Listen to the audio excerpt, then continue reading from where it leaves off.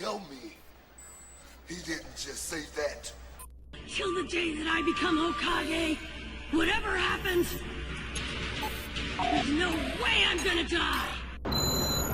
Remember, with great power comes great responsibility.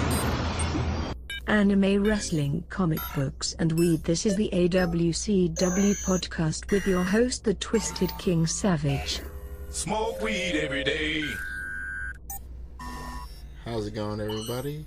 You're listening to A.W.C.W podcast. I am your host, the Twisted King Savage, and this is the episode number 3. Today's topics is going to be the Netflix anime Baki. Also, I'm going to talk a little bit about Black Lightning Season 2, as well as my feelings right now on the current WWE product. And if I'm feeling like it and there's some time left, I'm going to go backtrack to Avengers Endgame because there's a couple of interesting things after my last podcast that people has brought up that I just want to take a few minutes to discuss and go over. But before all that, I want to kind of go over just the current way I'm going to be presenting this show for the foreseeable future. I have a lot of work is taking up a lot of time with things, so I have very limited time to do this show, but I want to make it a little bit more consistent. So I'm going to be toning down the production side of everything and just try to focus on talking and communicating with you guys and try to just focus on that instead of just making this really pretty show that I originally intended. And hopefully I'll get there. As that picks up, I'll probably change things then, but for now I just want to focus on giving my opinion and hopefully hearing yours as well. I do have a Twitter account for this show, except I don't know, somehow I must have screwed up when I first started it, because I started the page, started liking, my favorite comic books or wrestlers, just to get started, and they suspended the account for some reason. So I'm in that whole entire process of getting it unsuspended.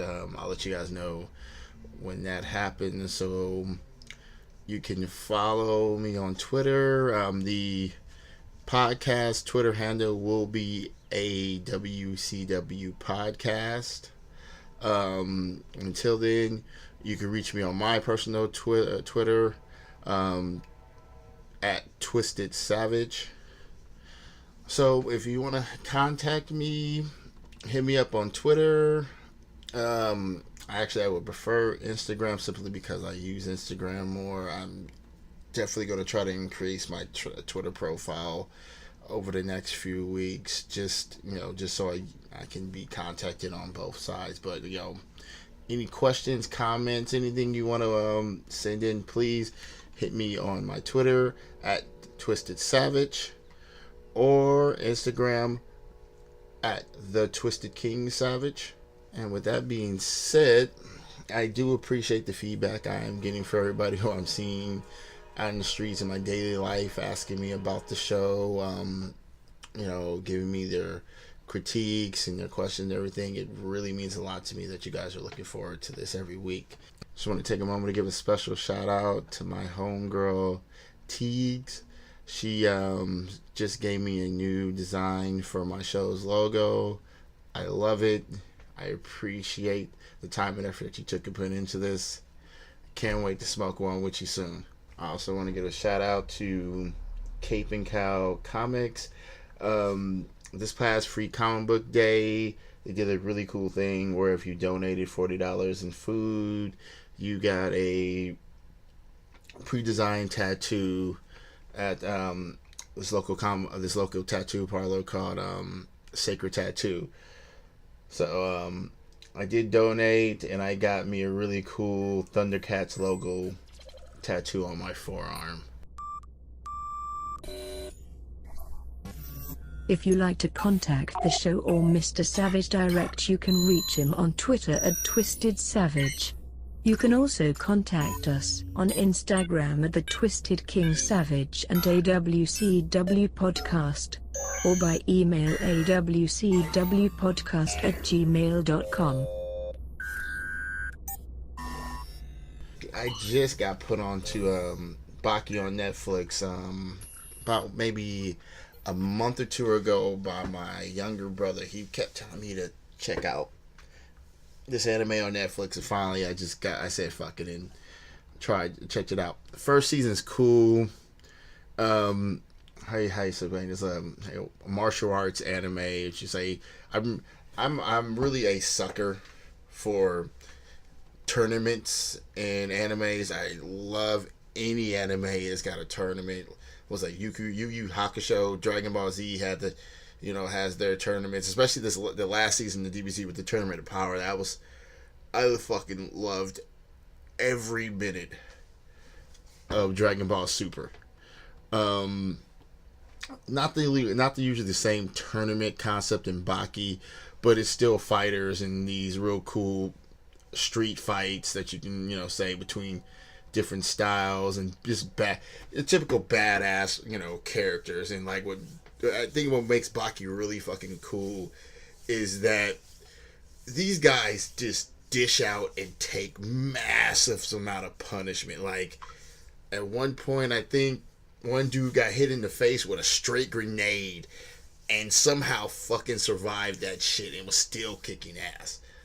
Like, the first season was awesome. The second season just came on, and I just finished that last night, and it was cool. But I kind of felt like the second season kind of went askew from the first. Like the first season was like these 5 death row inmates escaped prison, and they came to Japan to get. It's kind of like a Highlander situation where they came to to fight to finally taste defeat. And the first season, focused on all that, and then you had I think they took out 2 of the 5 in the first season. Then the second season, it seemed to just go somewhere else. New people showed up, and it almost felt like at a certain point, it was just taking a whole different direction. I'm not going to spoil it for you because I really want you guys to watch this and tell me what you think about it. But looks like it's getting back to, and I bring up the terms because it looks like by the end of the second season there is going to be some type of a tournament going on, which should be interesting to watch. But yeah, if you got some time, I highly suggest you check out Baki. I may be right or wrong about this, but I think this might be a continuation from, because I know there was an older anime called Grapple Fighter Baki, so this might be a continuation onto that original series. I really got to take the time to look that up to see if that's true or not. But yeah, check it out. Tell me what you think. I'm interested to see how you like the characters, and I really know out of that group who is your favorite fighter. Like the main character Baki is cool, but there's another guy called Mr. Oliver that's badass, and then I just can't remember his name right now, but there's another guy, the older guy, who's I guess the master of what you call Tai Chi, or that kind of form of martial arts that just knows how to break a person down no matter what their size is. He's honestly one of my favorite fighters just because he can just thrash you with no problems whatsoever. Last night I saw a superhero, he was black. He said, "This is for the street, Black Lightning's back."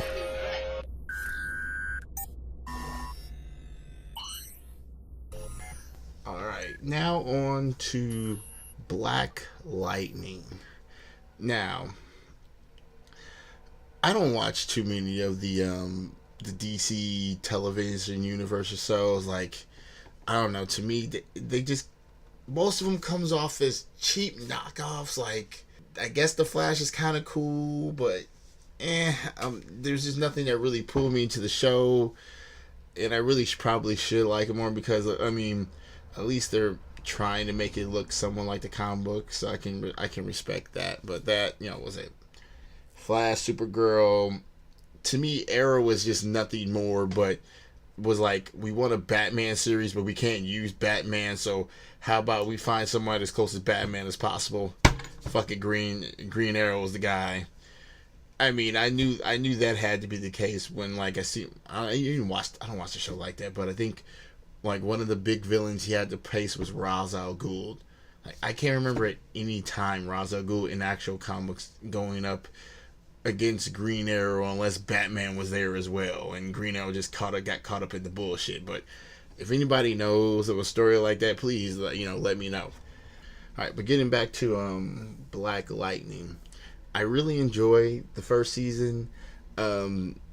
Tobias Well is a really cool villain, and I was actually surprised about how woke Black Lightning has been. They have not shied away from the social issues. They've done a really good job, in my opinion, of using these superheroes, these green light babies, as they call them, as keeping it parallel to now the reason these cops are killing these people of color is because they got these superpowers and they're scared for their life, but it still mirrors what's going on in real life. I believe they've done a great job with that. They've not shied away with the issues of race and everything going on, and I really applaud the fact that they've stuck to those guns. Like, some shows wouldn't even go as far as Black Lightning is going and trying to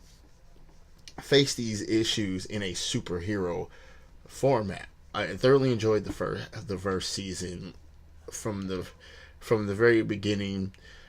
I like most of the characters. I'm not a big fan of Hollywood's white savior complex. Like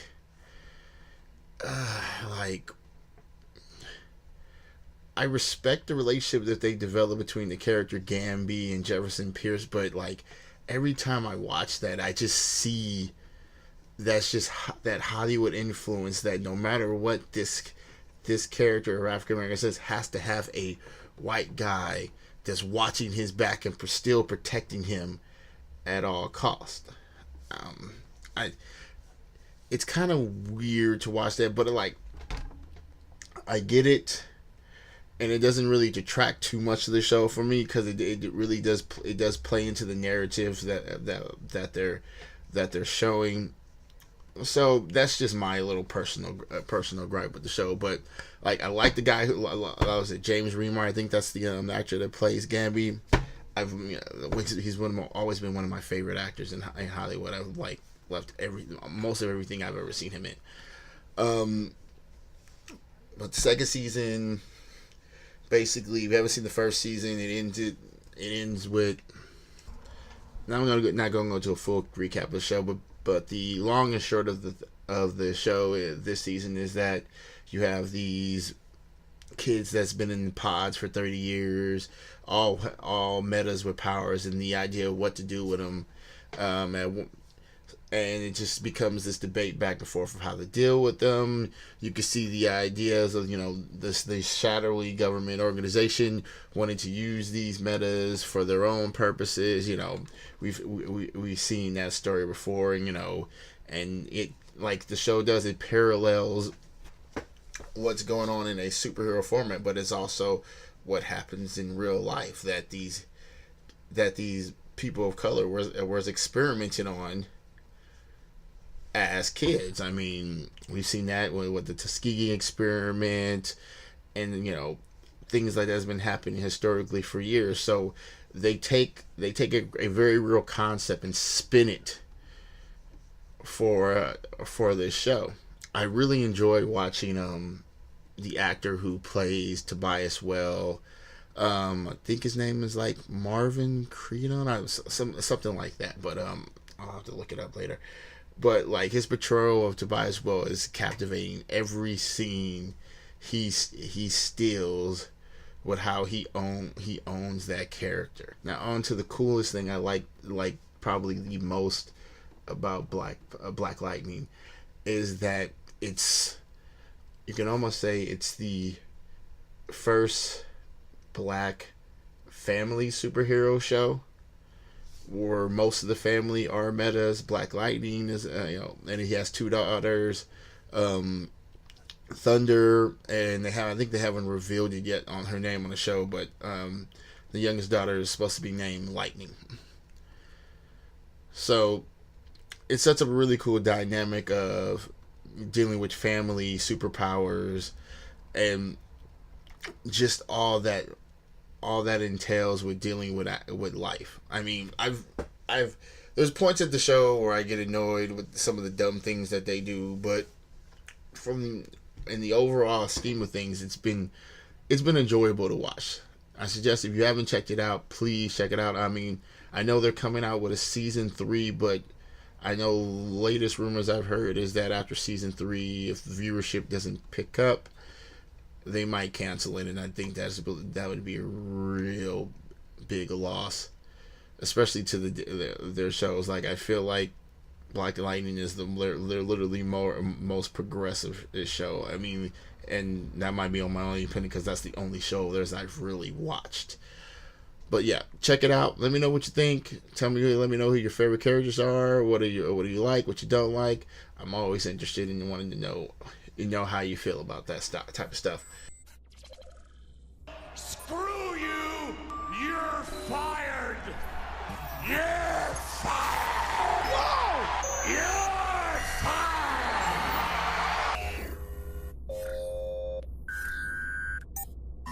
Okay, now on to my current feelings about the WWE product. I haven't watched anything since I think the first week of the Superstar shakeup, like the Raw and SmackDown after WrestleMania. No, take that back. Not the Raw and SmackDown after WrestleMania. The week after that was the last week I watched, and ever since then, like what I've been hearing is just like the downward spiral of the product. Like, to me, I feel like Vince is just out of touch of what people want in wrestling.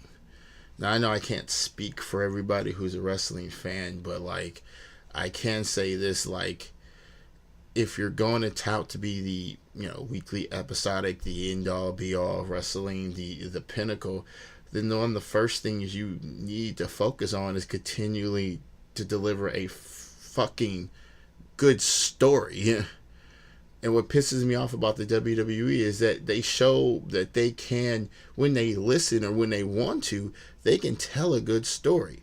Because the greatest thing about the product is that the fans will tell you the fucking story they want. If your motto is leave the fans, how does Vince put it on? Make sure the fans go home happy. You haven't been doing that. You've been trying to jam the same tired ass shit down our throats. And now, like, I called this shit at the WWE 2 years ago. When I started seeing how they were acquiring talent.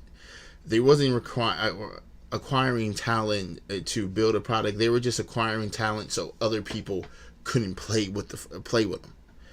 And that's what's killing the business. They can get mad about that John Oliver story come out, but a lot of what he said was true.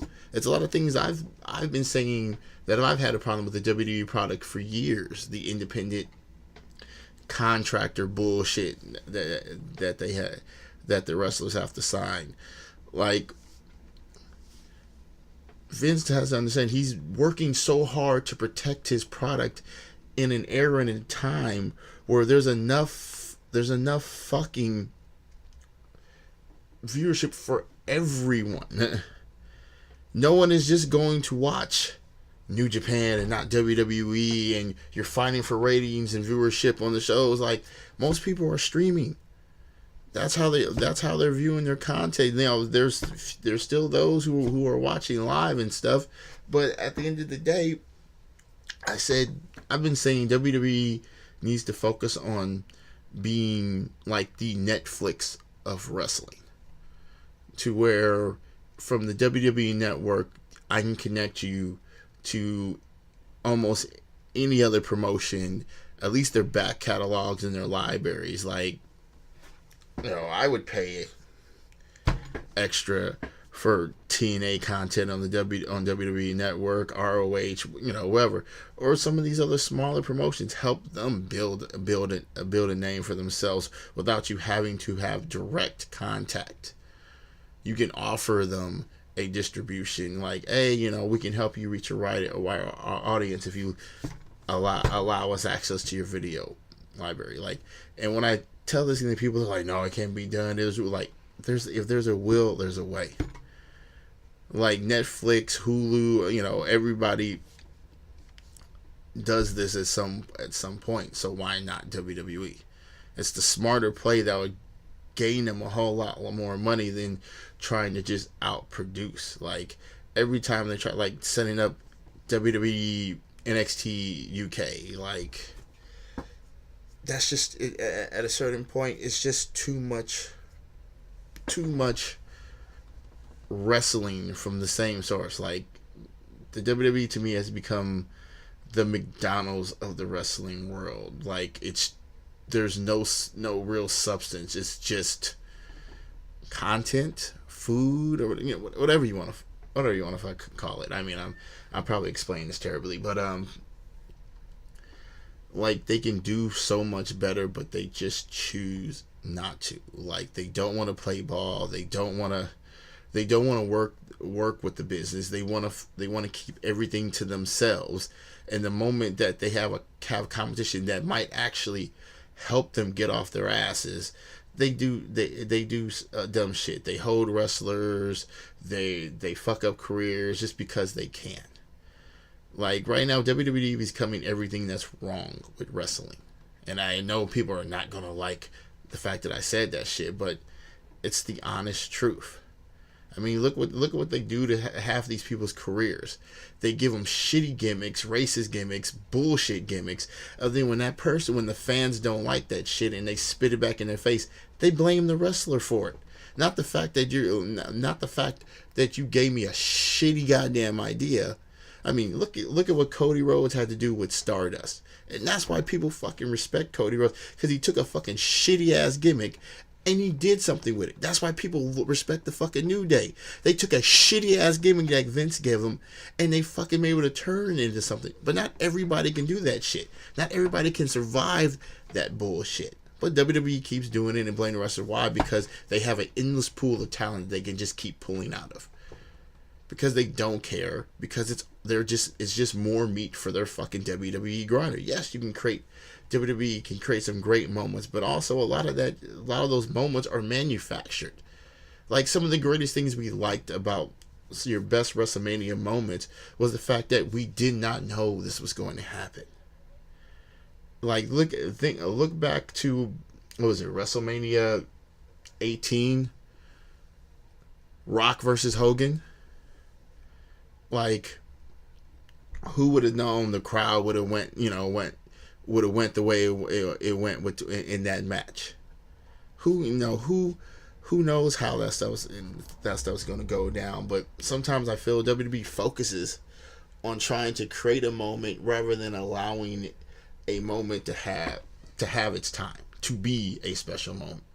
I don't want to and that's about everybody's looking for their WrestleMania moment.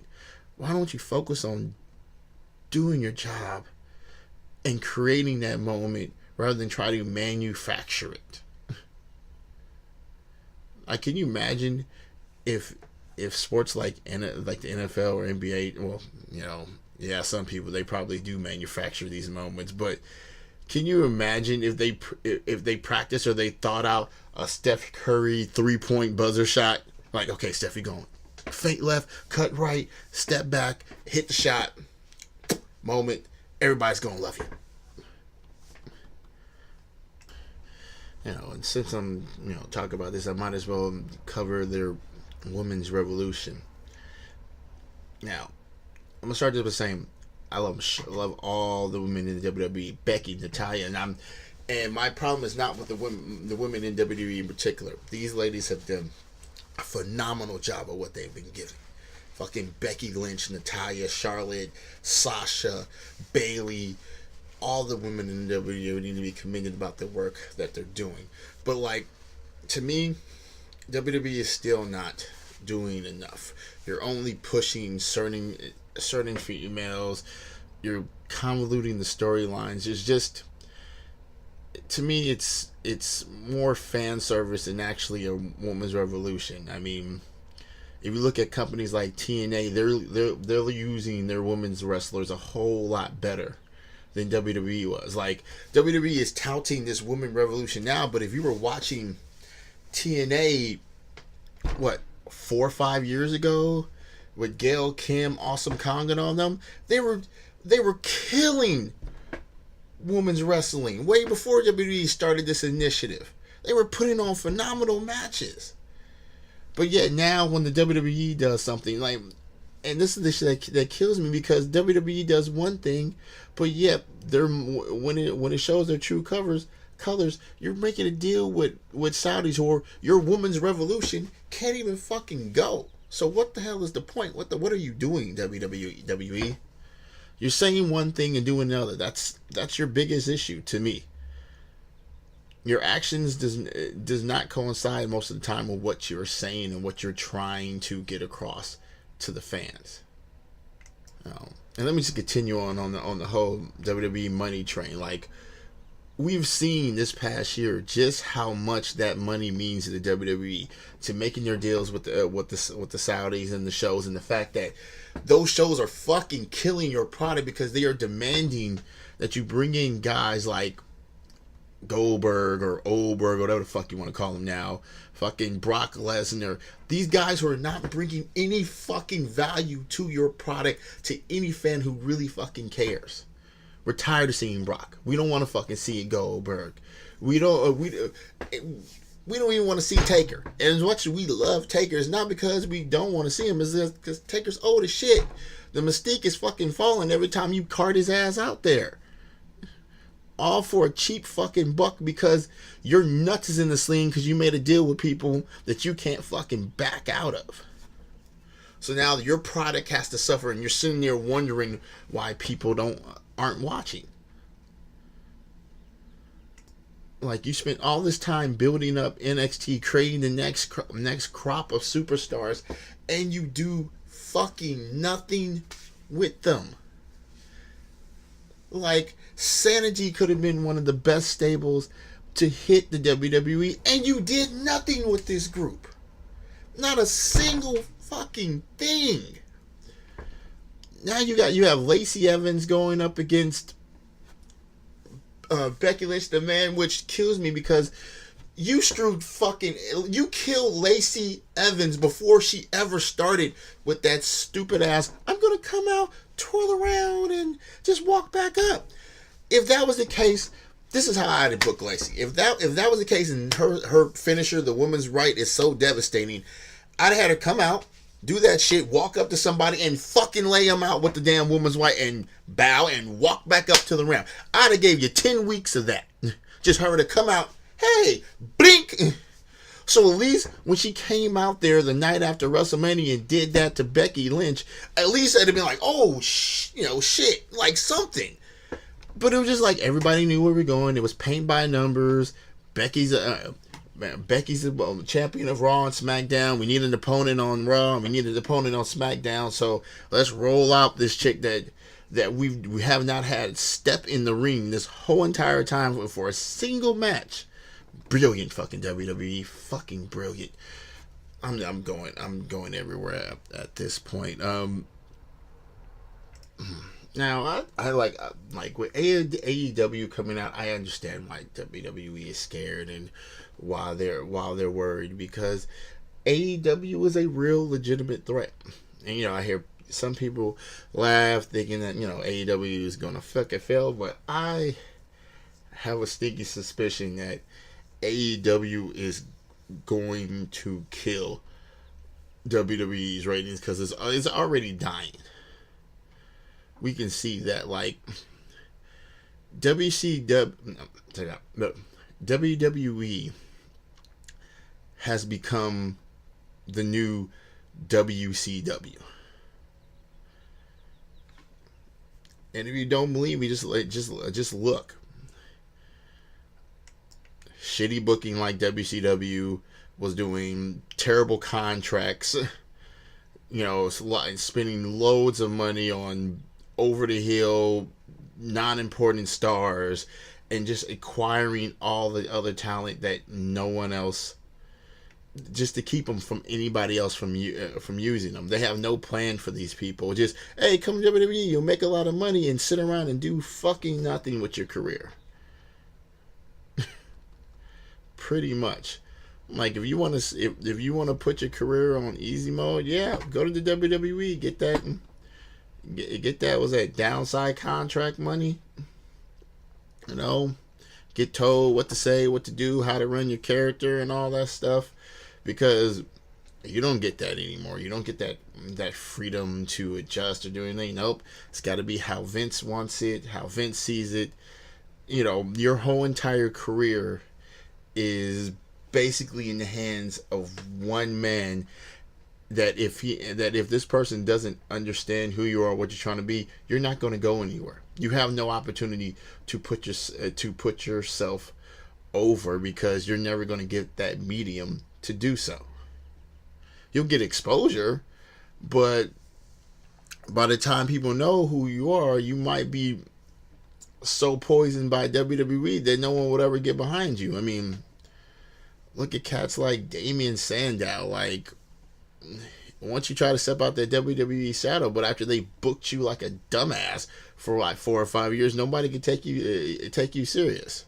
There's a lot more I could talk about, and there's probably a lot more I will talk about in the future.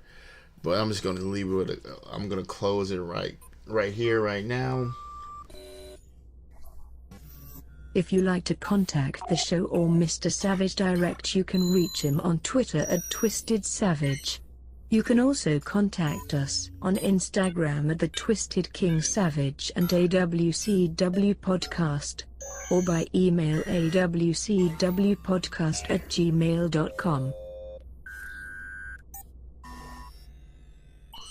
It's been a joy talking to you guys. I hope to hear back your questions, comments, feedback. Once again, you can hit me on IG at A.W.C.W podcast, or you can hit me on my personal IG at the Twisted King Savage. You can also hit me on Twitter at Twisted Savage. All right, that's it for the show. You guys take care. God bless, and I will see you soon.